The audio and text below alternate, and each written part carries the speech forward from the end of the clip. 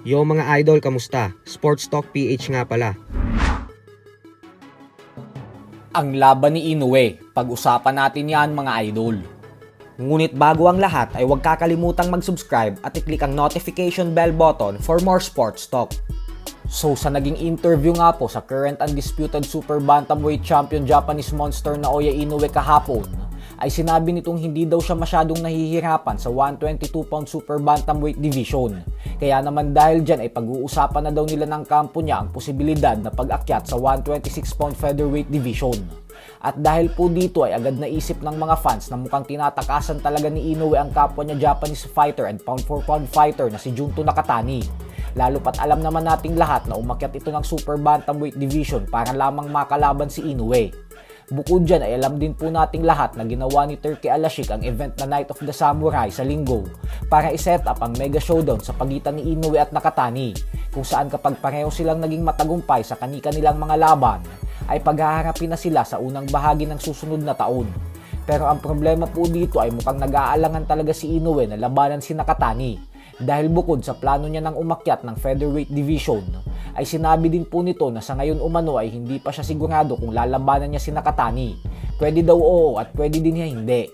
Yan po ang sagot ni Inoue nang matanong ito kung si Nakatani na ang sasagupain niya pagkatapos kay Picasso. Salungat sa sinabi niya sa mga nakalipas na buwan na handa na daw siyang labanan si Nakatani. Samantala, hindi nga po pinalagpas ni Inoue ang pagkakataon kahapon na pagmasdan at bantayan ng media workout ng kanyang makakatapat sa linggo na si Alan Picasso. Ito po ay dahil kuhang-kuha sa kamera na bantay sarado talaga nito si Picasso, kung saan pinagmamasdan talaga nito ang mga galaw ng Meksikano.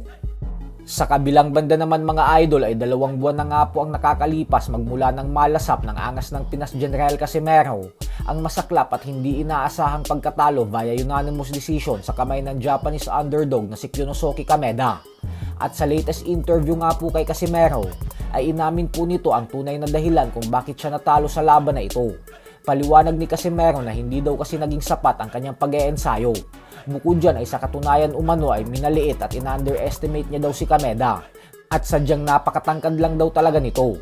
Dahil umano dito ay umani siya ng kaliwat kanang pambabatikos galing sa mga boxing fans. Pero sanay naman na daw siya sa batikos ng mga fans at tanggap niya din naman umano na natalo siya.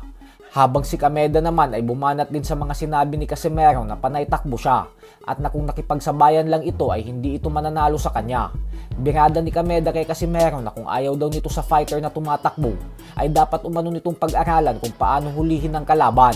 Hindi umano yung panay reklamo. Ganun lang naman daw kasimple yun. So hanggang dito na lang po muna tayo mga idol.